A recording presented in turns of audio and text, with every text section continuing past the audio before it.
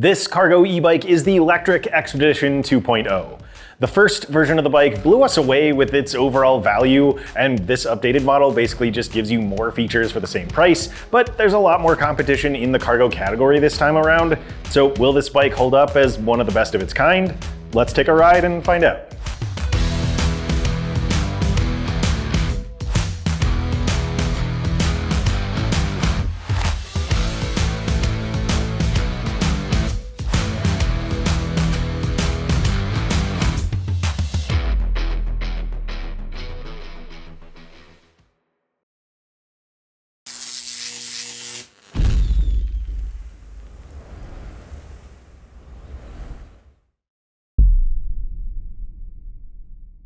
Welcome to Electric Bike Report, and thanks for joining me. My name's John. If you're not familiar with our channel, we rely on a series of standardized tests to gauge the performance of e-bikes. We'll talk about our tests shortly, but first I want to give a quick reminder to make sure you're subscribed to the channel so you can stay caught up on our new reviews and our weekly news and entertainment show.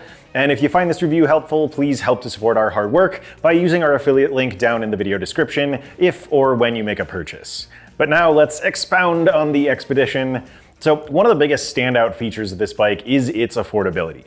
Its base price is a pretty mind-blowing $1,400, but more than that, it gives you a ton of value for the price. It's spec'd really well with a 750 watt rear hub motor, a 624 watt hour battery, a hydraulic disc brake system, integrated lights, and a suspension fork. On top of that, it comes with some starter accessories for carrying passengers, including seat pads and footboards. But the value doesn't stop there. There's also integrated turn signals, a suspension seat post, a color display, and a few spec tiers to choose from. The base model has a single battery, the mid-tier option gives you two of those 624 watt hour batteries, and the highest price point includes two larger 840 watt hour batteries with an advertised range of up to 170 miles, as well as some additional accessories. It's worth pointing out that even when it's fully decked out, this bike costs right around $2,000, which is still lower than many other cargo bikes on the market. Again, the value is nuts, and we really don't know how Lectric does it. The second highlight is the XPedition 2.0's total weight capacity of 450 pounds, which is tested to German DIN standards and is very simply one of the highest payload capacities we've seen on a cargo bike. Now, that limit is shared between the rider and any cargo or passengers, but the cargo rack can carry a whopping 300 pounds. At the time of filming, many others are under half that, and it can carry up to a 330 pound rider, so it's really well suited to its role as a mover of stuff or people. Finally, I want to highlight the XPedition's power delivery and programming. E-bikes typically rely primarily on either a torque or cadence sensor to determine how their motor gives you power. Bikes with torque sensors feel more active and natural to ride, but they can be a bit harder to start up or manage with a full load. Those with cadence sensors get moving more easily and don't require much effort even when they're fully loaded, but they also usually don't feel much like a regular bike. The XPedition has a torque sensor with Lectric's custom PWR Plus programming, which aims to give you the best of both worlds by being both responsive and low effort. I don't think it's perfect, but it is generally successful, and I think it does really hit the sweet spot for a cargo bike. All right, going through the rest of the specs and components, I want to point out that Lectric sent us the long range option with two 840 watt hour batteries, but even if you just stick with the base model, the bike comes with two battery mounts, so you can always pick up a second battery later. And on that note, we wouldn't mind the option to get the bike with a single long-range battery instead of just the 624 watt hour option. But moving on, the 750 watt rear hub motor has a peak of 1,310 watts and 85 newton meters of torque. There's an 8-speed drivetrain with a 52-tooth chainring, an 11 to 32-tooth cassette, and a Shimano Altus derailleur. Lectric equipped the bike with hydraulic disc brakes with 2 piston calipers and 180mm rotors. The bike also has quick-release aluminum pedals and a hinged center-mounted dual-leg kickstand. It rides on 20-inch wheels with 2.5-inch wide Chaoyang street tires with reflective sidewalls and puncture protection. They also come with slime pre-installed. Both wheels have fenders, and I really like that the rear fender has a built-in wheel guard for passenger safety. There's an integrated LED headlight mounted to the custom suspension fork, which has 50mm of travel. The taillight, which also functions as a brake light, is mounted below the cargo rack. The XPedition has a custom saddle mounted to a suspension seat post with 40 millimeters of travel, and then up in the cockpit there's a set of 670 millimeter handlebars with lock-on ergonomic rubber grips mounted to a quick adjust stem that's also collapsible. The drivetrain is operated by a below-the-bar trigger-style shifter on the right handlebar. There's a thumb-operated throttle lever on the left side next to the button pad, and then finally there's the central color display. So let's wrap things up with a few additional details. The XPedition 2.0 is a Class 2 e-bike with throttle and pedal assist up to 20 miles per hour, but it can also be set to a Class 3 with pedal assist up to 28 miles per hour through the display.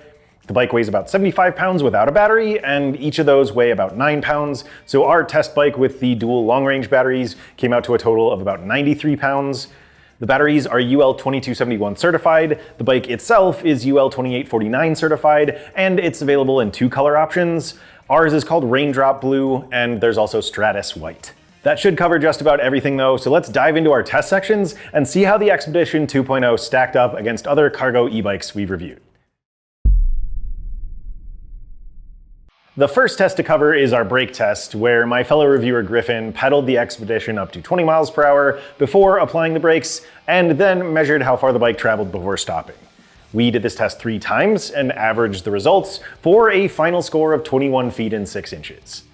Now, the brakes felt good, and this result is well within the zone that we consider safe and effective, but it is a bit on the longer side when compared with all other cargo e-bikes we've tested. The category average at the time of filming is 19 feet and 8 inches. To determine why this bike didn't quite do as well as many of its peers, I considered a few things, starting off with its brake system.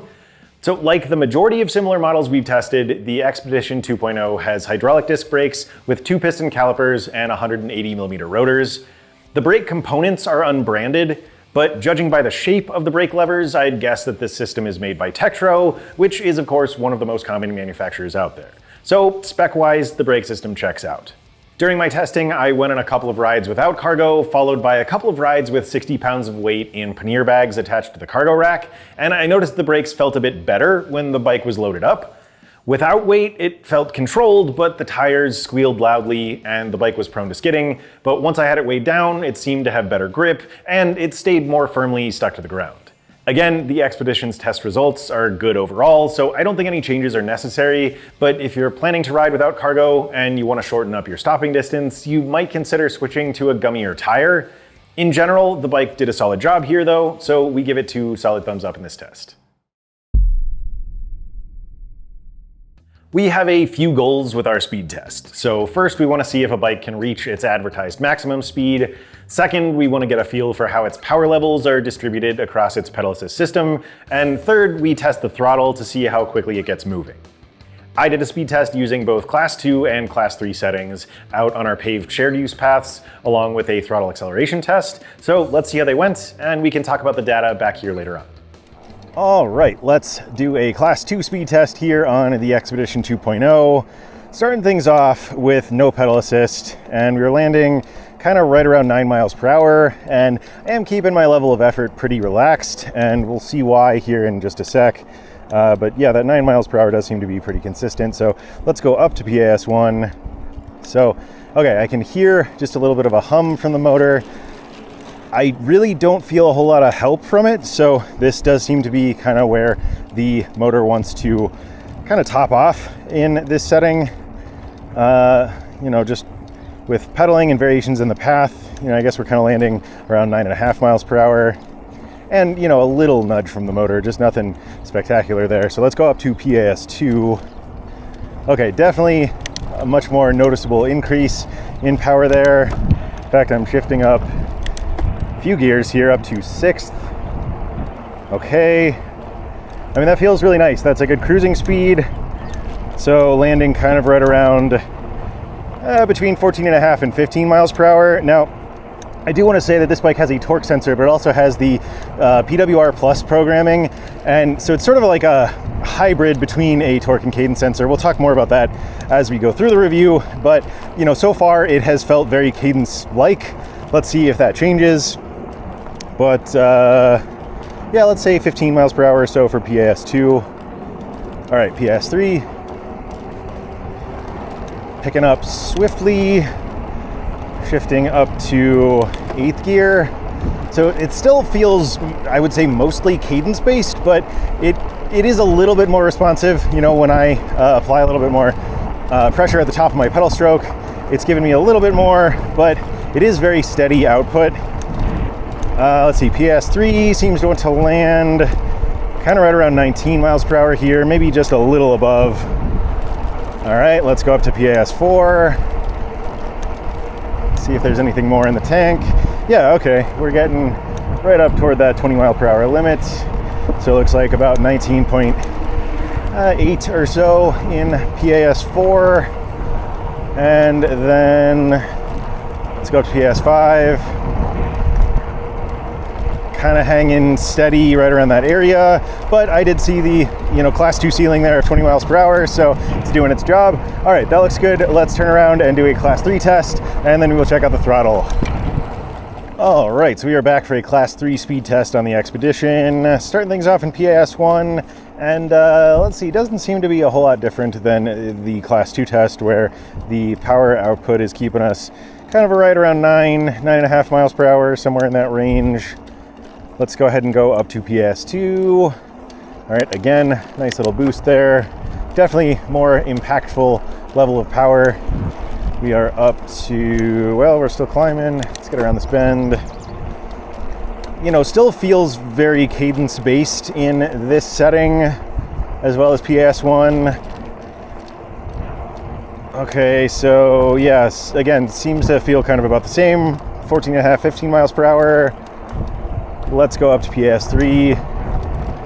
All right, picking up again pretty swiftly. Get around this fellow on your left. All right. Yeah, again, feels a little bit more responsive here. Still, I would say heavily cadence-based, but a little bit more responsive when I put some pressure on the pedals.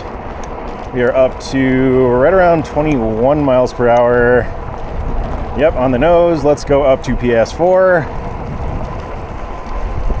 Okay, so here is where it's really starting to feel more like a torque sensor. As I'm putting in a little bit more pressure, the motor is responding. It's giving me a little bit more. So we are up to around 23.5, 24 miles per hour, depending. All right, and then let's finish things off in PS5. All right, definitely feels like, more power here. I'm up in 8th gear, so just kind of have to move my feet a little bit faster at this point. See if we can hit that 28 mile per hour limit. Yeah, it looks like that shouldn't be a problem. 27.5. All right, so definitely starting to pedal fairly fast, but we are hitting 28. All right. Looks good. Let's stop and we will do a throttle acceleration test. All right, so we're back for a throttle acceleration test. I think I actually want to do a couple ones for this bike. So I'm going to first show you the power level of PAS1, which is nice and gradual. It's the lowest power output with the throttle, but then we can also switch pedal assist settings to get more power, and I'll show you PS5, so at the top end as well. Let's go ahead and start in 3, 2, 1, go. All right, nice and slow, gradual start, building steadily. And you're gonna see we're definitely not going to hit 20 miles per hour here. In fact, we're kind of topping off right, well, between 8.5 and 9 miles per hour. That is the top end in PAS1. And then let's go ahead and do the 20 mile per hour test as well. So I'll go ahead and stop. We will bump up to PAS5, and then let's start again in 3, 2, 1, go. All right. Definitely a big difference there, a lot more power. Building swiftly up to 18, 19, and 20. All right, let's head back to studio. To recap the data from the 2 pedal tests, I started off with no pedal assist at a very casual 9 miles per hour. In the class 2 test, PAS1 brought me up to an average of 9.4 miles per hour, and then my speeds increased to 14.9 in PAS2, 19.1 in PAS3, 19.8 in PAS4, and 19.9 miles per hour in PAS5. In the class 3 test, my speeds in PAS1 and 2 were essentially the same at 9.3 and 14.8 miles per hour respectively, but then things got faster from there. I reached 21 miles per hour in PAS3, 23.5 in PAS4, and then 28 miles per hour in PAS5. When looking at the graphs of this data, it's clear that the bike had no trouble reaching the Class 2 and Class 3 limits. In fact, you'll notice that in the Class 2 test, my results in PAS 3, 4, and 5 were all very similar. I did this test on flat ground with no cargo, so the power level of PAS 3 was enough to get the bike close to its speed limit, but I noticed that there were more obvious differences in power when riding uphill or with weight on the cargo rack. And as the Class 3 graph shows, the bike's power is pretty well distributed between the 5 assist levels when that 20 mile per hour cap is removed. As you saw in the throttle portion of the test, the acceleration changes quite a bit depending on the pedal assist level. Do be aware that the bike is a bit punchy in PAS5, so if you're carrying child passengers, you might want to use one of the lower levels for more gradual acceleration, but the mid and high levels have plenty of power for moving a heavy load. Overall, the XPedition did a great job here, so I'll give it another 2 solid thumbs up. Our range test has the simple goal of finding out how far the bike can travel on a single charge, and we did 2 tests to find the XPedition 2.0's minimum and maximum range. Things are going to be a little bit more complicated here, so bear with me while I explain how we tested the bike, why we did it that way, and how it all translates. So I mentioned earlier that Lectric sent us the long-range dual battery version of the bike with 2 840 watt-hour batteries and an estimated range of 170 miles. We tested the bike with a single battery, so it wouldn't take 2 weeks just to do our range tests, with the assumption that doubling our result would be within the margin of error. We used the highest power level in PAS5 to get the bike's minimum range, and we went with PAS2 for our maximum range test since the power level in PAS1 was probably a bit lower than what most people would prefer. So with one 840 watt-hour battery, we got 37.2 and 67.6 miles, and I used those numbers to calculate estimates for all 3 versions of the XPedition based on the number of watts used per mile. So doubling our results, we expect the long-range dual battery version could go roughly 74 to 135 miles with both batteries. Stepping down a tier, our estimates for the regular dual battery version are 55 and 100 miles, and then for the base model, we'd expect roughly 28 to 50 miles of range. Now, comparing this bike with others is a bit difficult because of how all that breaks down. The single battery version comes in a bit behind the cargo category averages, but it also has a smaller than average battery.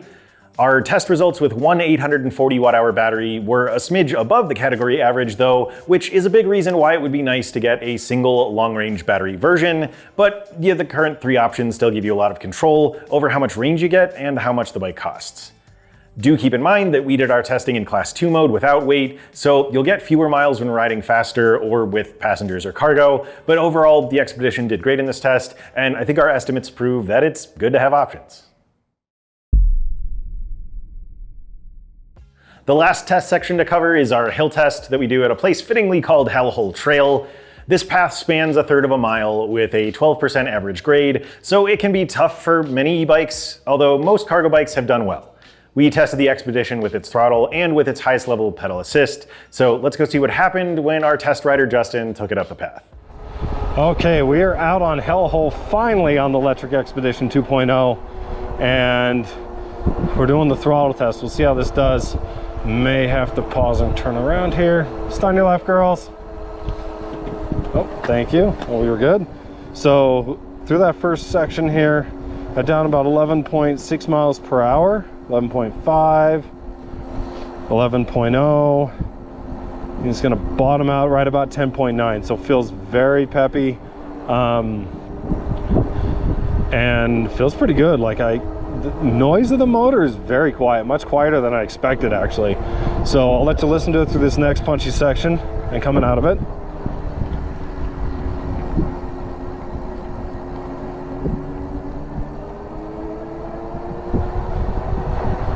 So again, kind of bottomed out right just above 11 miles per hour there, and just cruising up this very nicely on throttle, PAS5, and feels very comfortable. So I think it'll have pretty good results. We'll see. I mean, cargo bikes, I do have high expectations, just given that you've got to have the torque, you know, and the wattage to carry around a lot of cargo. But this one did pretty good. So we'll go to the tape, check it out, and do the pedal test.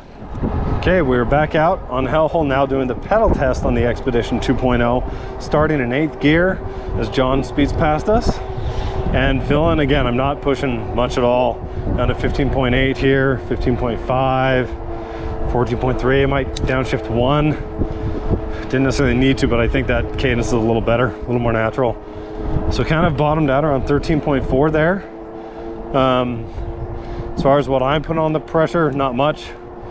The motor here, very quiet. Let you listen as I pass these girls. Starting to left again. Thank you.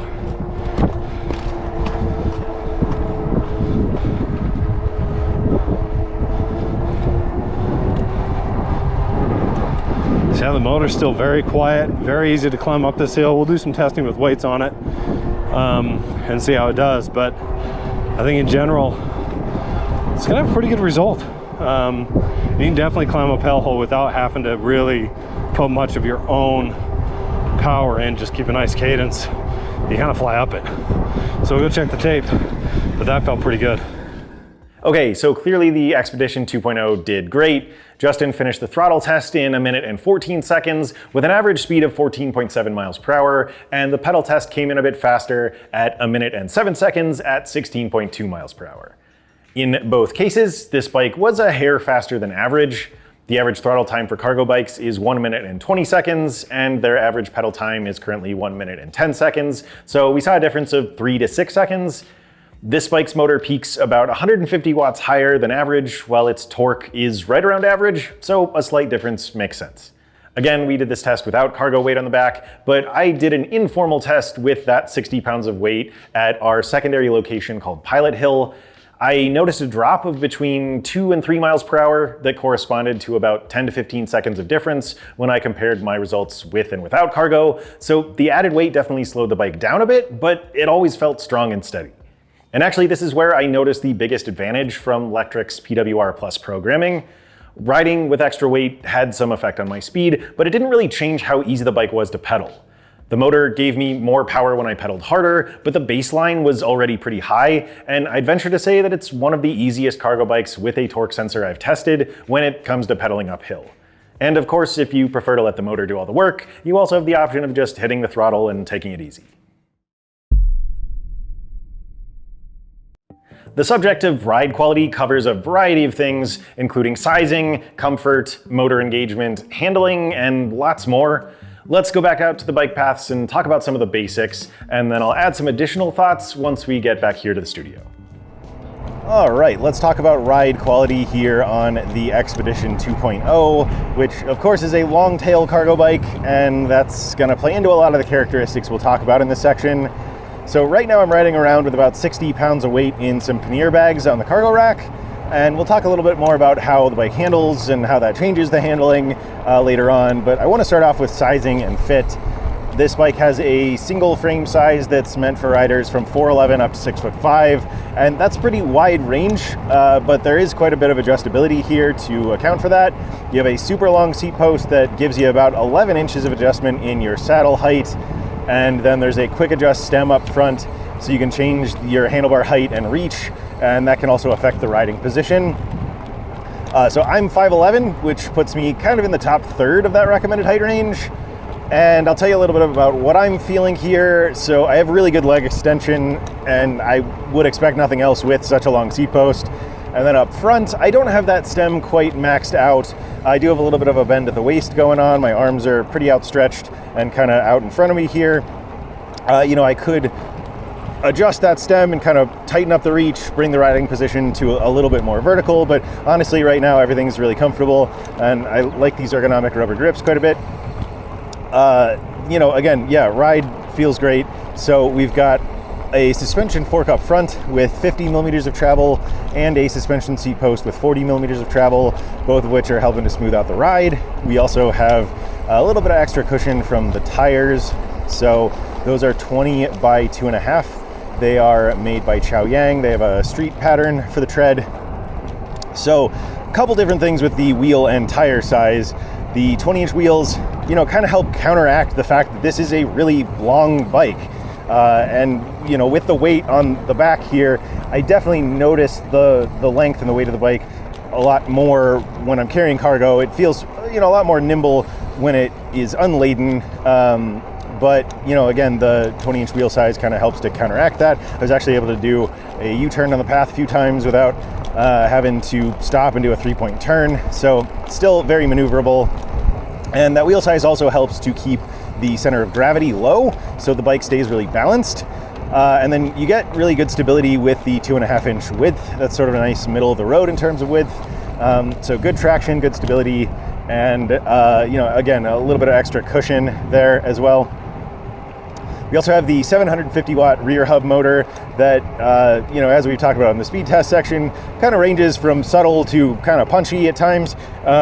It's doing a great job of moving this extra weight around. I've been riding around mostly in PAS 3 and 4 with this much weight, and I did some testing on a hill in PAS 5, but overall I found that I didn't really need that much power, although, it depends on what you're carrying. If you have the payload maxed out, you may want that, but the responsiveness of the PWR Plus system does feel a little better here than, with the bike unladen as well. It does feel a little bit more responsive, a little bit more torque sensory versus cadence sensory like we were talking about earlier.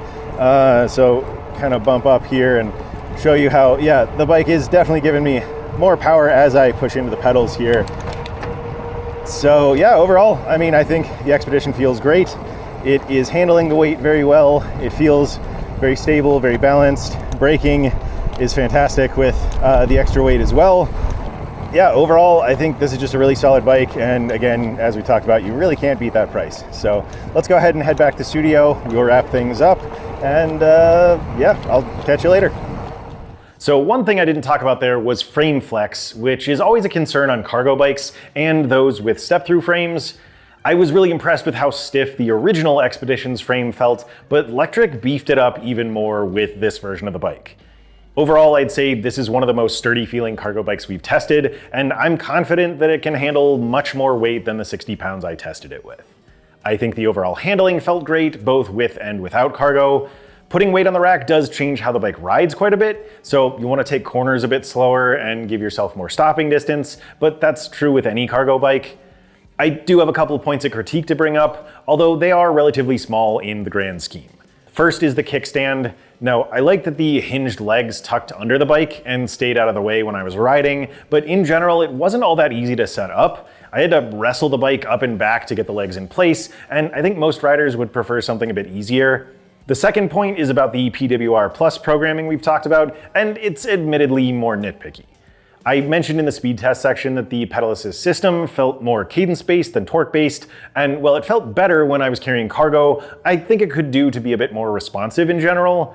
This is Lectric's first attempt at doing something that's ultimately really cool, and I think it works, but I do think there's a little bit of room for improvement. Otherwise, I was really happy to see integrated turn signals. In fact, this is probably one of the most affordable bikes out there with that feature. I really like that a suspension seat post comes standard, and I also like that the bike had different power levels for its throttle based on how much you're carrying and how quickly you want to move. So overall, the XPedition 2.0's ride quality is great, and I think most folks are going to appreciate all that this bike has to offer. The first version of the XPedition was a really solid bike for the price, but I think its affordability was its primary draw, as it was relatively basic in what it offered. This new and improved version has better looks, more features, a unique pedal assist system, and the same extremely high carrying capacity, all starting at the same sub $1,500 price. We named this bike the best electric cargo bike of 2025 for that reason, and that award is very well deserved. As we saw in our standardized tests, the XPedition 2.0 has good brakes, a variety of competitive range options, and very impressive climbing power. Its programming and power delivery are off to a good start, even if there's a bit of room for improvement, but all in all, it's an excellent performer.